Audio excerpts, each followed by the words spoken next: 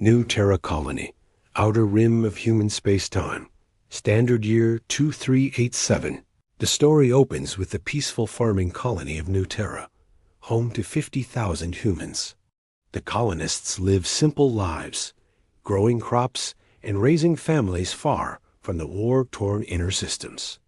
The colony has minimal defenses, just a few patrol ships and an outdated orbital station.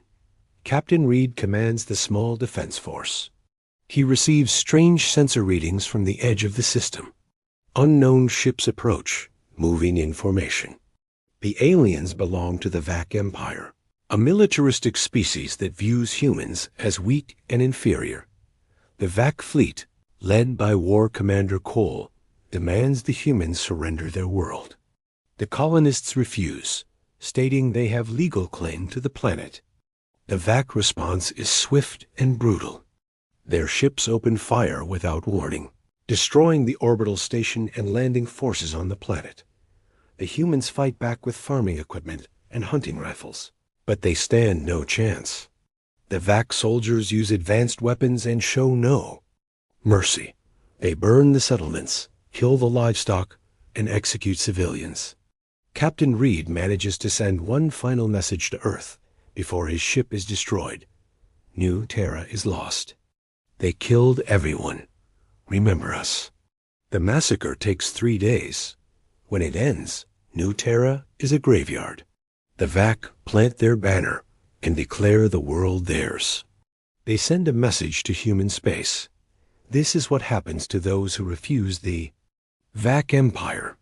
Your species is weak. Submit or face the same fate.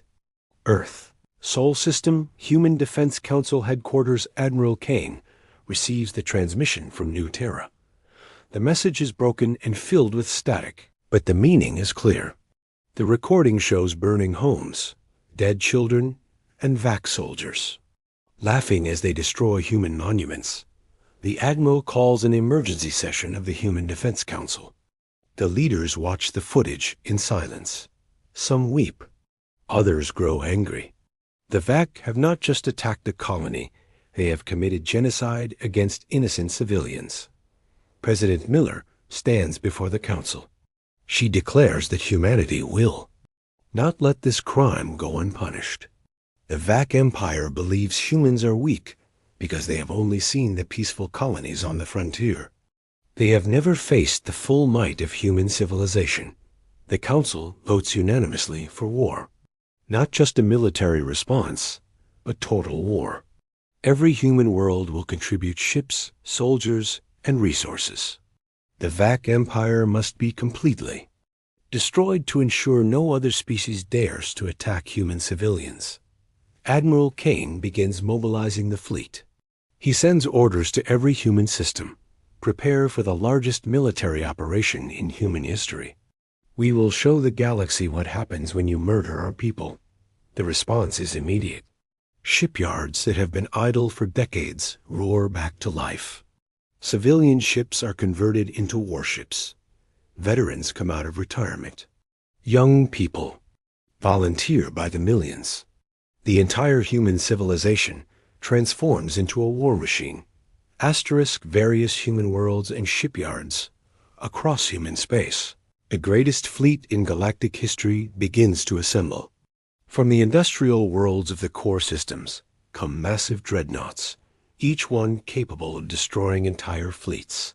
From the rim worlds come swarms of fighters and destroyers, piloted by men and women seeking revenge for New Terra. Captain Blake commands the battleship Retribution. She watches as thousands of ships gather at the staging area.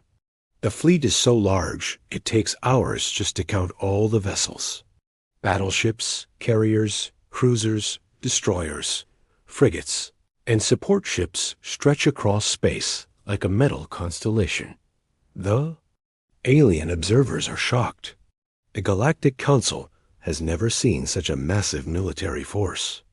Other species begin to worry about human intentions. Some try to negotiate peace between humans and the Vac Empire, but the humans refuse all diplomatic contact. Admiral Kane addresses the fleet commanders. He shows them footage from New Terra one more time. The images of dead children and burned homes fuel their anger. He tells them that the Vac Empire has 15 worlds and a fleet of about 8,000 ships. The humans are bringing 900,000 warships. Fleet begins its journey toward Vac space. As they travel, more ships join them. Human colonies that were previously unknown reveal themselves, contributing their own forces. The fleet grows larger with each passing day. The Vac Empire receives reports of the approaching human fleet. War Commander Cole laughs at the numbers, believing they are exaggerated. He cannot imagine any species having so many ships. The Vac prepare their defenses, confident in their military superiority. Vac Empire territory. The human fleet arrives at the edge of Vac space. The sight is terrifying. Ships stretch beyond the horizon, their engines creating a second sun. The Vac fleet rushes to meet them, but they are vastly outnumbered. For every Vac ship, there are more than 100 human vessels. The battle is not a fight, it is an execution. The Vac Empire's proud fleet is destroyed in minutes. Their advanced weapons and superior technology mean nothing against the overwhelming human numbers. The humans show no mercy, just as the Vac showed none at New Terra. Captain Blake leads the assault on the Vac homeworld. The planet's defenses are strong, but not strong enough. Human ships blanket the sky so completely that the planet falls into darkness. The Vac population panics as they realize their empire is ending. The humans systematically destroy every Vac military installation, spaceport, and government building. They do not target civilians, but they make it clear that the Vac Empire is finished. War Commander Cole is captured and brought before Admiral Kane. Cole begs for mercy, claiming he was only following orders. Kane shows him the footage from New Terra one final time. Then he delivers the human judgment.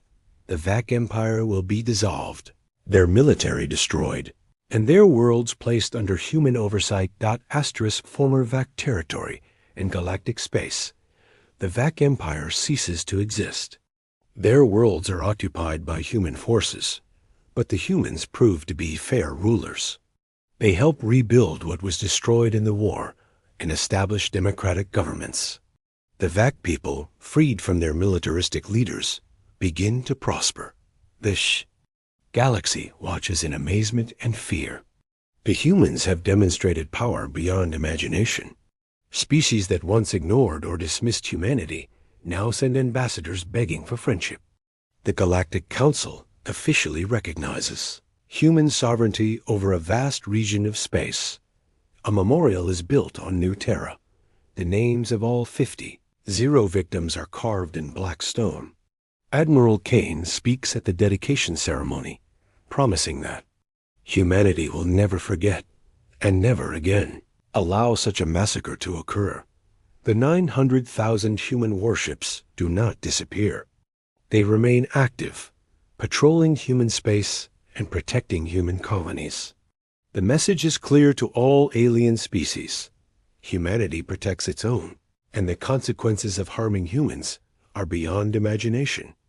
Captain Blake, now promoted to Admiral, commands the New Terra Defense Fleet. She watches over the rebuilt colony, where new families have come to start fresh lives. The children play in fields where once there was only ash and sorrow. The story ends with a gathering of galactic leaders. They discuss the human question, what to do about this species that can mobilize nearly 1 million warships when provoked. The consensus is clear. Never again provoke the humans. In the final scene, a young alien student asks her teacher about the human empire. The teacher explains that humans are not conquerors by nature, but they are fierce protectors of their own. Remember, the teacher says, they could have destroyed us all, but they chose mercy. That is what makes them truly powerful. The stars shine down on human space, where 900,000 warships continue their eternal vigil, ensuring that the massacre of New Terra will never be repeated. Asterisk.